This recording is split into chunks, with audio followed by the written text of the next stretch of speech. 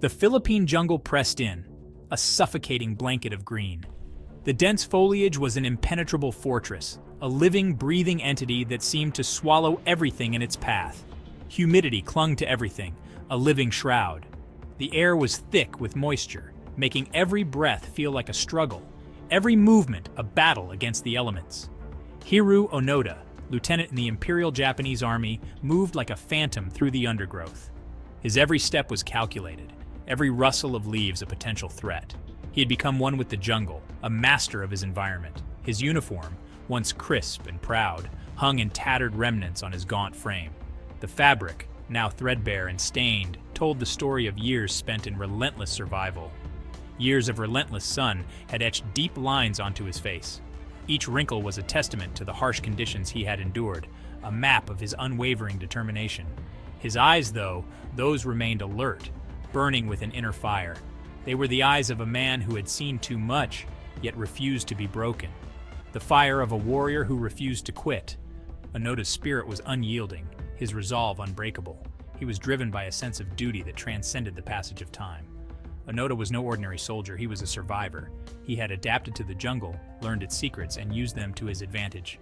His survival was a testament to his ingenuity and resilience. He was duty personified, a ghost in the machine of war. His presence was a haunting reminder of a conflict that had long since ended for the rest of the world, the war that raged in his mind, long after the world had moved on. Onoda's battle was no longer with an enemy, but with the passage of time and the isolation that came with it. His orders, received in 1944, echoed in his ears. "You are absolutely forbidden to die by your own hand." These words were his guiding light, a command that kept him going through the darkest of times. It may take 3 years, it may take 5, but whatever happens, we'll come back for you. This promise was his anchor, a hope that sustained him through the endless days and nights. Until then, as long as you have one soldier, you are to continue to lead him. Onoda took this responsibility to heart, leading by example, even when he was the only one left to lead. You may have to live on coconuts. The jungle provided, and Onoda learned to take what it offered, mastering the art of survival with the resources at hand. If that's the case, live on coconuts. He did just that, finding sustenance in the simplest of things, turning the jungle's bounty into his lifeline. Under no circumstances are you to give up your life voluntarily. This command was his creed, a vow he upheld with unwavering dedication, even as the years turned into decades. The island of Lubang, a speck of green in the vast Pacific, was his battleground, a place where the waves whispered secrets and the dense foliage concealed the echoes of conflict.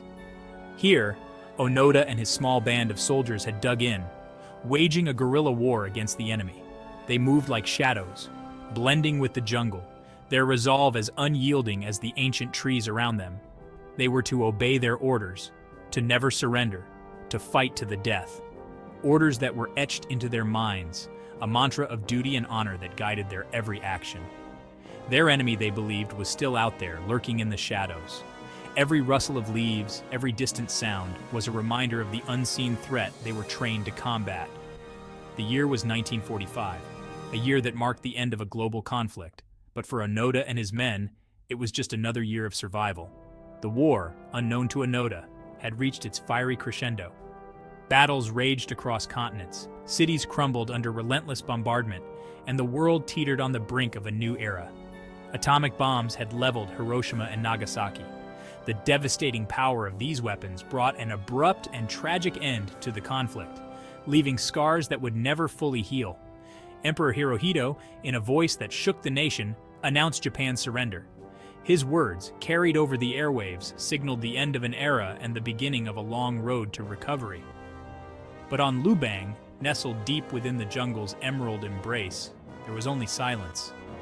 A silence that was both a comfort and a curse, shielding them from the outside world but also isolating them from the truth. The silence of isolation, of a war unheard, of a surrender that had not reached their ears. They remained vigilant, unaware that the world had moved on, their duty binding them to a conflict that had long since ended. The news, When it did trickle in, came in fragments. It was never a complete picture, always bits and pieces that left more questions than answers. Faded leaflets fluttering down from the sky, carrying messages that seemed both urgent and distant, like echoes from another world. Pronouncements blaring from distant speakers, all dismissed as enemy propaganda. The words were loud but hollow, failing to penetrate the thick veil of skepticism. To Onoda, these were cunning tricks, designed to break their will, to force their surrender. He saw through the ruse, or so he believed, convinced that the enemy would stop at nothing to deceive them. He clung to his orders, the only reality he knew in the swirling uncertainty. Those orders were his anchor, a lifeline in a sea of confusion and doubt. His duty was clear: to stay hidden, to stay alive, to await further instructions. Years bled into decades, each day a repetition of the last, each night a vigil against unseen threats. The jungle, once a battlefield, became his home. It was a place of both refuge and peril, where every rustle of leaves could signal danger or simply the wind.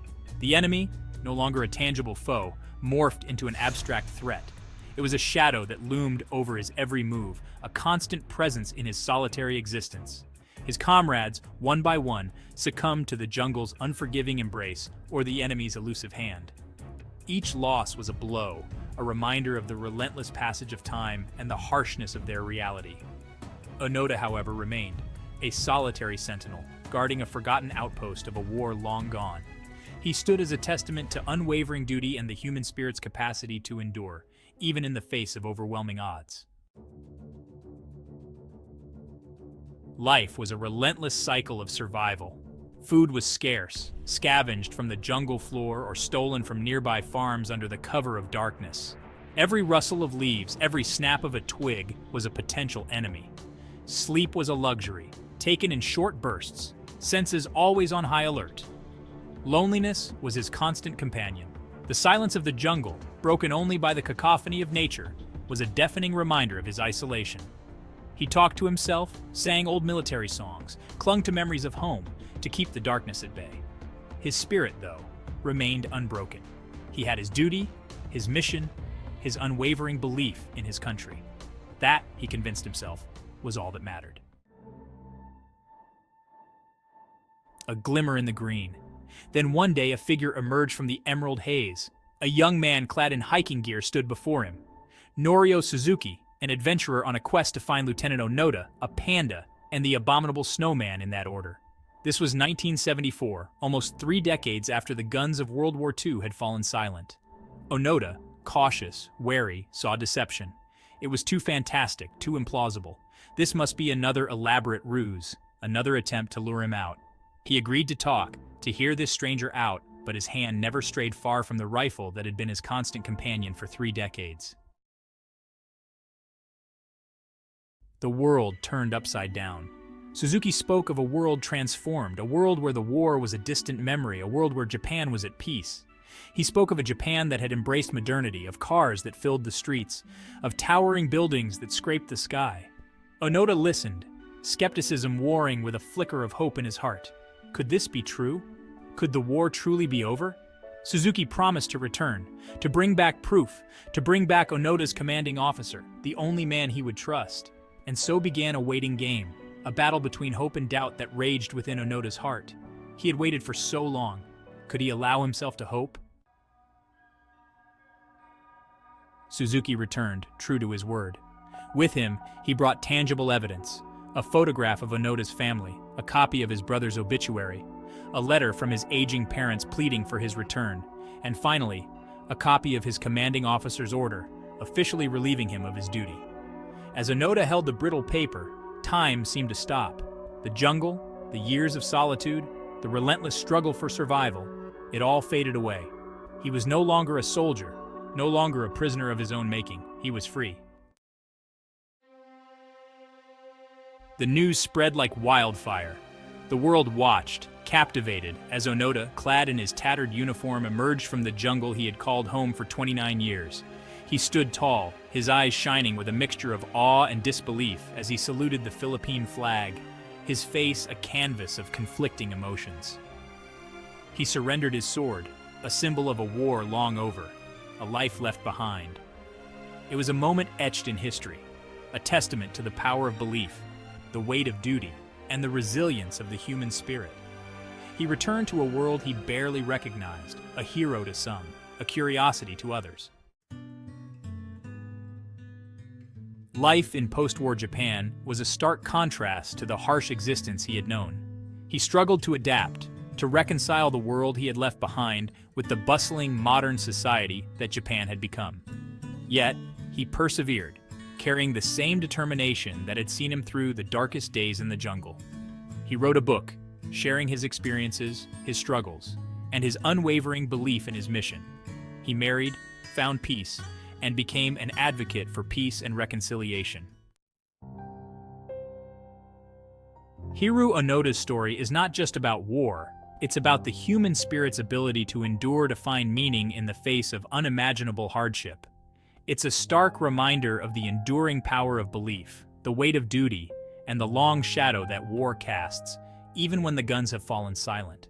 It's a story that continues to resonate, a tale whispered on the wind, a reminder that sometimes the longest battles are fought within. If you enjoyed this story, please like and subscribe for more content like this.